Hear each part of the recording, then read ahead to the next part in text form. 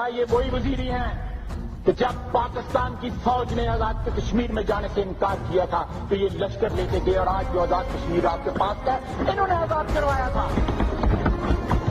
یہ پاکستانی فوج کا تحفہ نہیں ہے, یہ ان قبائلی لشکروں کا تحفہ ہے جنہوں نے وطن عزیز کی آزادی کے 6 ماہ بعد ہی اپنے خون کا نذرانہ پیش کیا.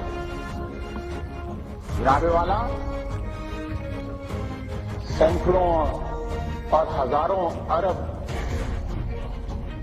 Tennis of thousands of billions of rupees and dollars جو ہے ہم نے پچھلے 58 سال کے دفاعی بجٹ پہ خرچ کیے. اور داستان کیا ہے؟ 48, 65, 71, 84 اور 99 کوئی آزاد کمیشن جو ہے اس ملک کے نمائندوں کا اگر بٹھا دیں اور ان 5 جنگوں کی انکوائری کروائیں تو کسی بھی شخص میں ایک رتی بر بھی جو سیلف ریسپیکٹ ہوگا تو اس کا سر جو ہے جھک جائے گا. لیکن آج بھی یہ پوری امپیونٹی کے ساتھ اپنا سینہ چوڑا کر کے ڈیفنس بجٹ کو کلیم کر رہے ہیں اور مانگ رہے ہیں قوم سے.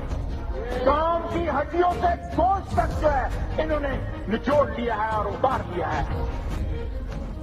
قوم ایبجیکٹ پاورٹی میں رہ رہی ہے, قوم جاہل ہے, مفلس ہے, غریب ہے, پانی کا پینے کا پانی نہیں ملتا, اگر پیتی ہے تو اس کو گیسٹرنٹائٹس ہوتا ہے, اس کو ہائپرٹائٹس اے اور بی اور سی ہوتا ہے.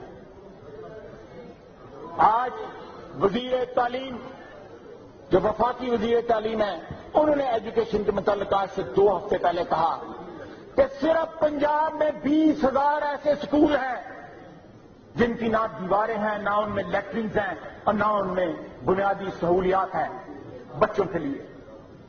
اور انہوں نے کہا کہ جو ایجوکیشن اس وقت ہم اپنی اگلی آنے والی نسل کو امپارٹ کر رہے ہیں, اپنے مستقبل کو تعمیر کر رہے ہیں, وہ ایجوکیشن ناکافی ہے, وہ فالٹی ہے ایٹ بیسٹ.